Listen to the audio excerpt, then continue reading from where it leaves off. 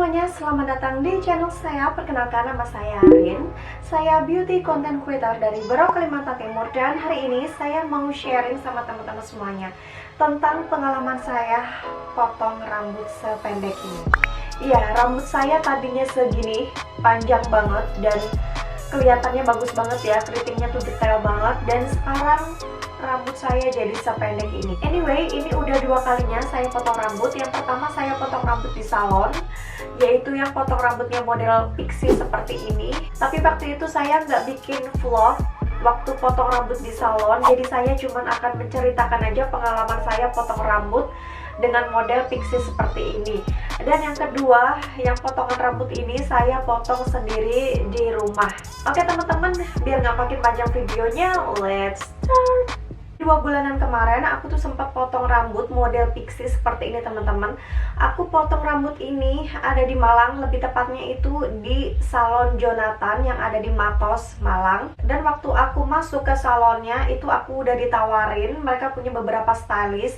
Tapi karena aku udah kepoin Instagramnya dan aku tertarik untuk dipotong sama Kak Yeni, jadi aku pilih Kak Yeni untuk motongin rambut aku. Memang harga untuk potong rambut di salon Jonathan ini tergolong cukup mahal dibandingkan dengan beberapa salon-salon biasa. Keramasnya itu dihitung sendiri, kemudian produk yang dipakai untuk keramas itu juga dihitung sendiri. Kalau kalian mau pakai serum atau vitamin rambut itu juga nanti dihitung sendiri, dan harga untuk potong rambutnya juga dihitung sendiri teman-teman. Jadi total semuanya itu sekitar 200 ribuan. Untuk aku sendiri potong rambut di salon Jonathan tergolongnya aku senang dan puas karena Kak Yeninya sendiri itu tahu bagaimana cara potong rambut untuk rambut keriting. Jadi aku cukup terkesan dengan teknik potong rambutnya Kak Yeni. Dan setelah saya potong rambut, Kak Yeni juga nawarin saya rambutnya mau dicatok atau di styling aja. Saya bilang, bisa nggak Kak kalau di styling pakai gel rambut aja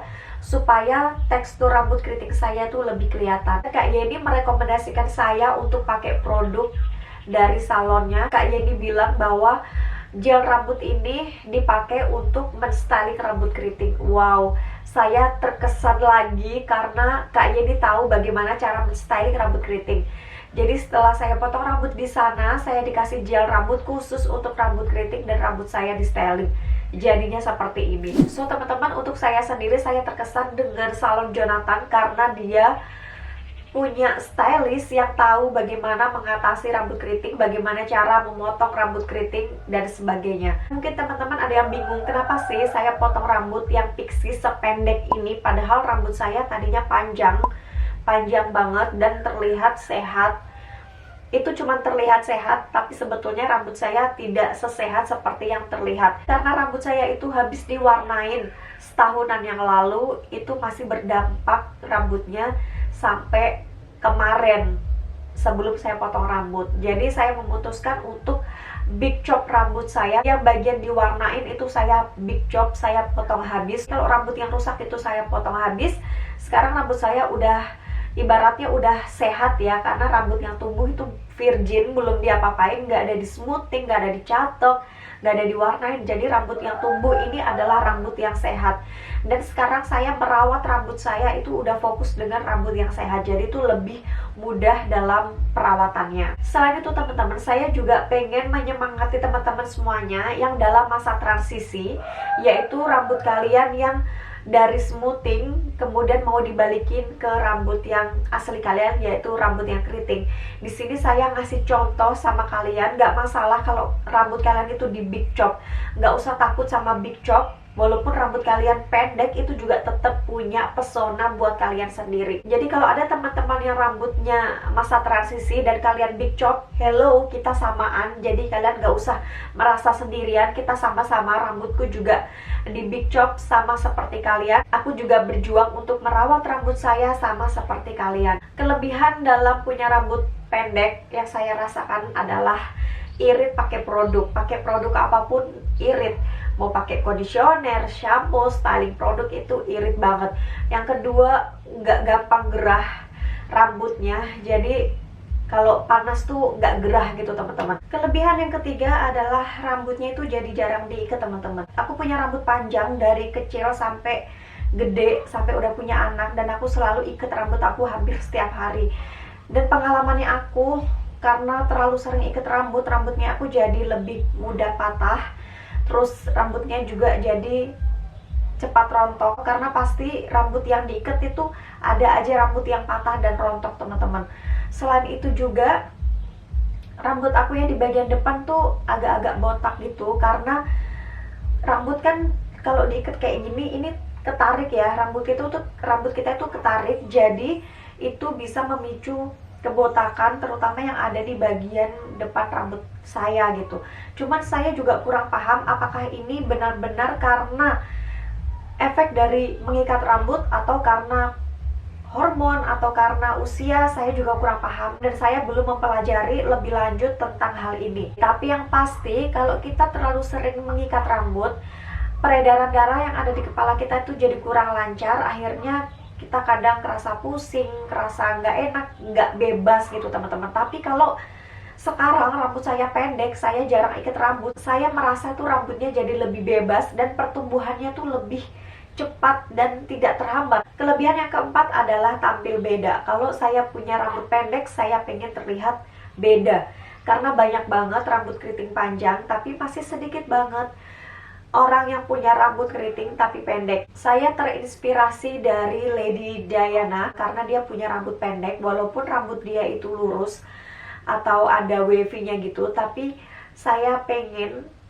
terlihat cantik dan juga terlihat elegan tanpa rambut panjang. Apakah bisa rambut pendek itu terlihat cantik dan juga terlihat elegan? Ternyata bisa, teman-teman. Untuk kelebihan yang kelima adalah untuk belajar. Saya pengen belajar banyak tentang rambut. Sekarang waktunya saya belajar dengan rambut pendek. Seperti apa sih kalau kita punya rambut pendek, itu yang pengen saya pelajari. Produk-produknya apa aja yang cocok untuk rambut pendek. Kemudian ada perbedaan nggak sih produk yang kita pakai untuk rambut panjang dan juga rambut pendek. Itu yang pengen banget saya pelajari, teman-teman. Dan ketika saya punya rambut pendek, saya bisa mencoba berbagai macam metode, terutama metode no-poo seperti di video yang sudah saya upload kemarin. Kalau rambut saya panjang, untuk pakai metode itu menurut saya kurang cocok. Tapi ketika rambut saya pendek, saya mencoba berbagai macam metode, itu akan lebih mudah untuk dipelajari.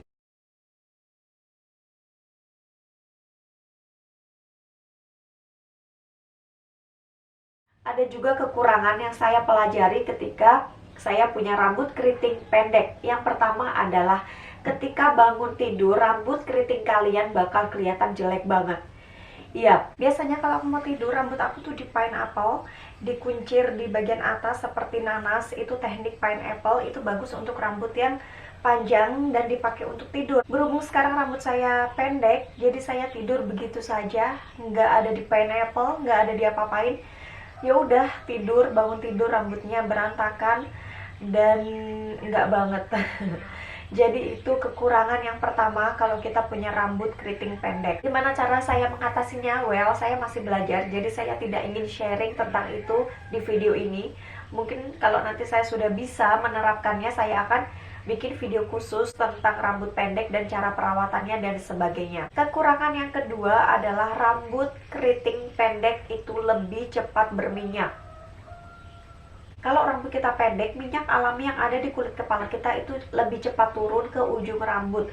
Dan itulah penyebabnya kenapa rambut pendek itu lebih cepat berminyak daripada rambut yang panjang. Kalau rambut yang panjang, minyak alami yang akan turun ke ujung rambut itu butuh proses yang cukup lama juga, berbeda halnya dengan rambut yang pendek. Biasanya saya keramas seminggu 1 kali, itu bisa, teman-teman, kalau rambutnya aku panjang. Tapi sejak rambutnya aku pendek, seminggu 1 kali itu sulit. Kekurangan yang ketiga dan juga yang terakhir bagi saya adalah perlu penyesuaian diri dan juga perlu percaya diri yang cukup tinggi. Biasanya rambut saya itu panjang, saya terbiasa styling begini, terbiasa diikat begini, diginikan, digitukan. Tapi ketika saya punya rambut yang pendek, itu benar-benar perlu penyesuaian diri.